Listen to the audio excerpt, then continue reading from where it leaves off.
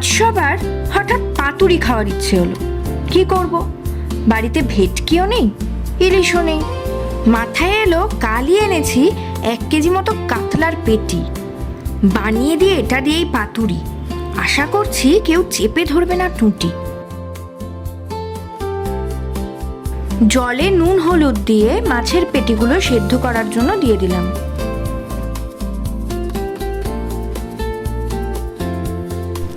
পনেরো মিনিট পর মাছগুলো তুলে নিয়ে ঠান্ডা করতে দিলাম।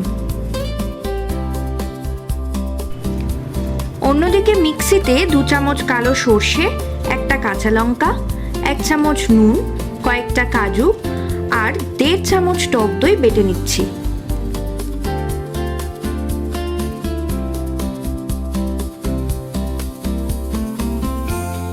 তারপর কয়েকটা পেঁয়াজ আর কাঁচা লঙ্কা কুচিয়ে নিচ্ছি।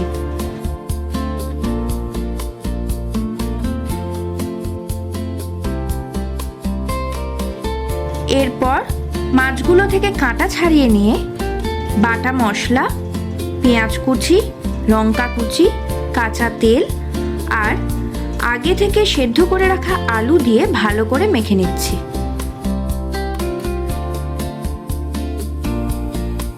এই যা, কটা আলু নিয়েছি বলতেই তো ভুলে গেলাম।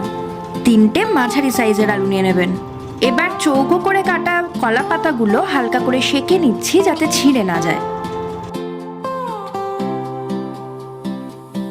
সেঁকা কলা পাতায় মাখা মাছটা রেখে ওপর দিয়ে কাঁচা লঙ্কা আর কাঁচা সর্ষের তেল দিয়ে ঠিক এই রকম ভাবে মুড়িয়ে সুতো দিয়ে বেঁধে নিচ্ছি।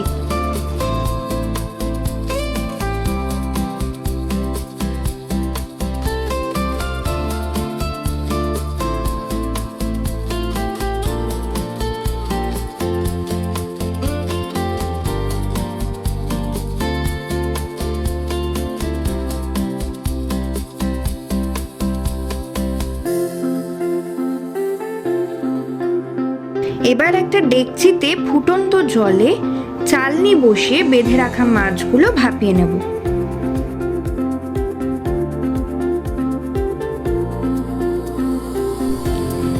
এক পিঠ 5 মিনিট ভাপানোর পরে উল্টে দিয়ে আর এক পিঠ 5 মিনিট ভাপিয়ে নিলেই তৈরি হয়ে যাবে আমাদের কাতলা মাছের পাতুরি।